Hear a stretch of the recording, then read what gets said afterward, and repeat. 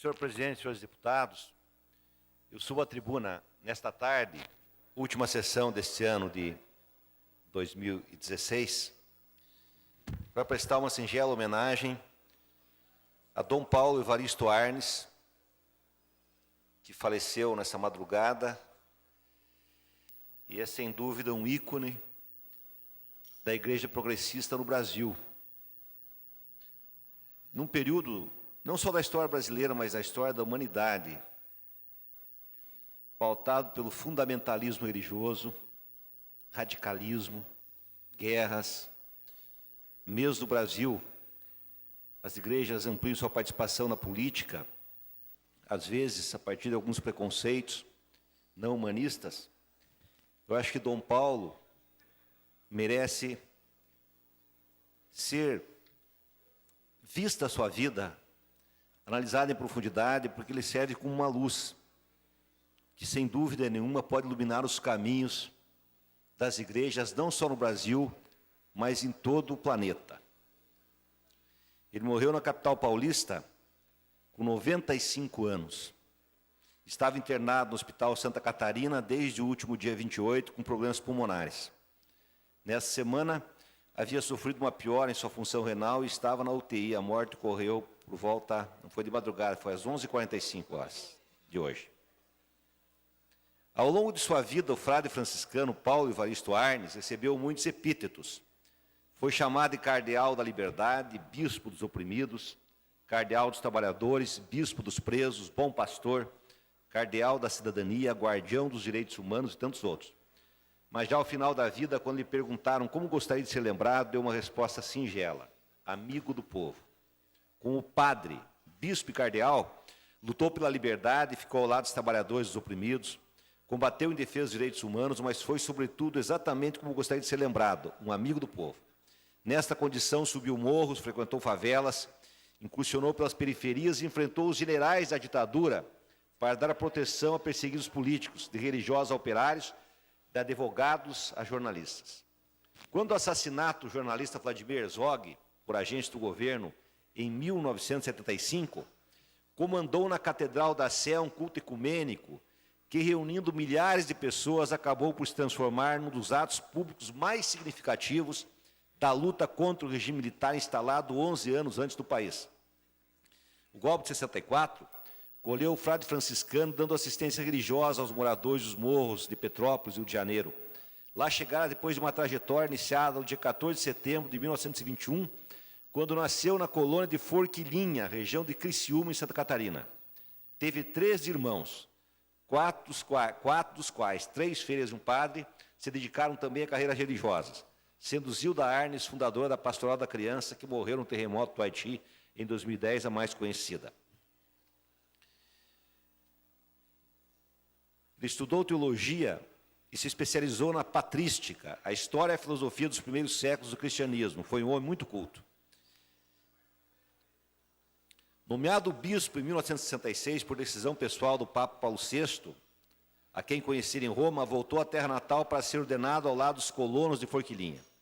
A seguir, assumiu a função de bispo auxiliar de São Paulo, por uma improvável escolha do cardeal Agnello Rossi, alinhado à ala conservadora da Conferência Nacional dos Bispos do Brasil.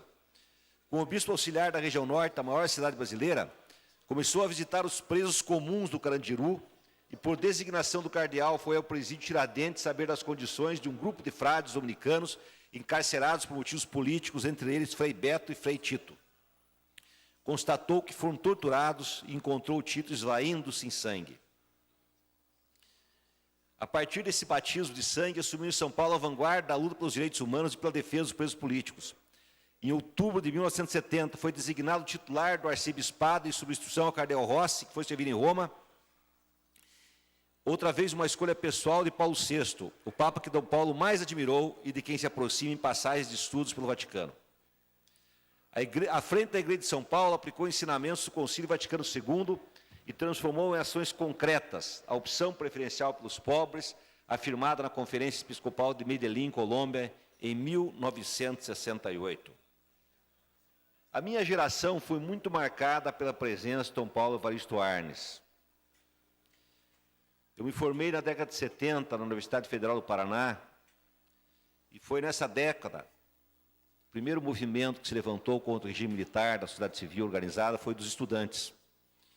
Grandes passeatas em São Paulo, e acabou abarcando todo o país, e eu comecei a participar da minha luta política, quando eu estava no 4º ano de engenharia, em 1976, participando da Assembleia Metropolitana, e isso mudou totalmente a minha vida, e sem dúvida, Dom Paulo Evaristo Arnes foi a personalidade mais marcante dessa época difícil, que começava a transição dura do regime militar para a transição democrática, lenta, e onde, mesmo nessa década, morriam pessoas assassinadas ainda, tivemos grandes ações de guerrilha lá no Brasil.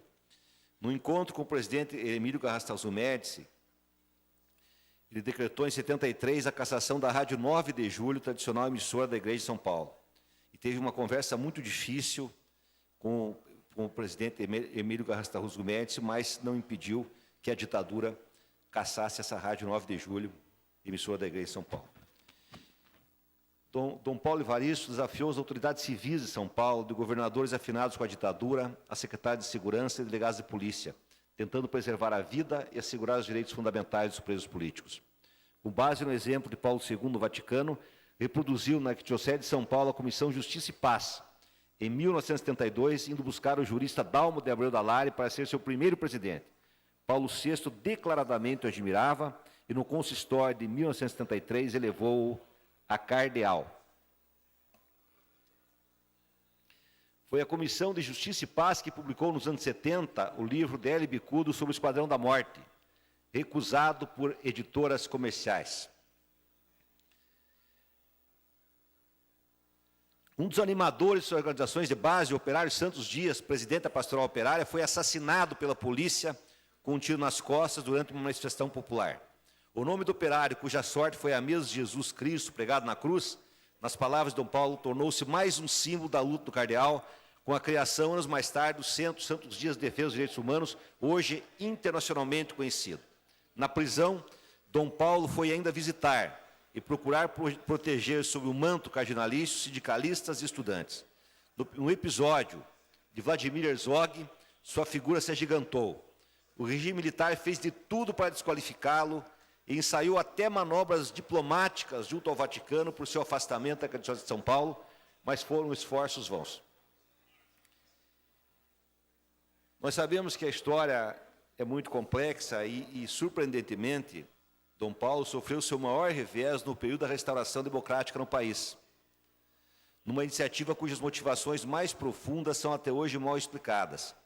O Papa João Paulo II, infelizmente, fracionou a Arquidiocese de São Paulo em seções menores e, por consequência, com menores poderes.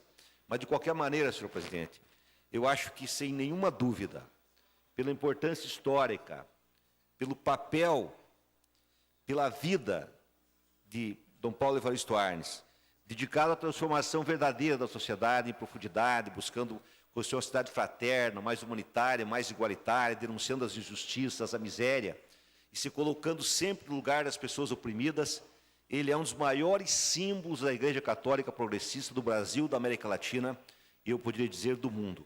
Por isso, eu subi essa tribuna, lendo essa matéria da Folha de São Paulo, uma longa matéria publicada hoje pelo jornal Folha de São Paulo, prestar nossa singela homenagem a esse ícone, a Dom Paulo Evaristo Arnes, que a sociedade brasileira perde na manhã de hoje. Obrigado, senhor presidente e senhores deputados.